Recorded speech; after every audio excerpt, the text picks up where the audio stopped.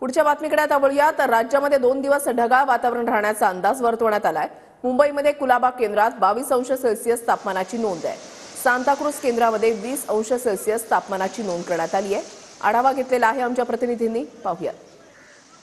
गेल्या 7 ते 8 दिवसांपासून मुंबईमध्ये तापमानामध्ये जे आहे ते घट होताना पाहायला मिळत आहे। मुंबईतील तापमान किमान तापमान आणि कमाल तापमानामध्ये जे आहे ते घट झाल्याचं पाहायला मिळत आहे। सध्या मी माहीम परिसरामध्ये आहे आणि आपण पाहू शकतो की तापमानामध्ये जे बदल होत आहेत त्याच्यामुळे मुंबईच्या संपूर्ण परिसरामध्ये जे आहे ते धुक्याची चादर पसरलेली आपल्याला पाहायला मिळत आहे।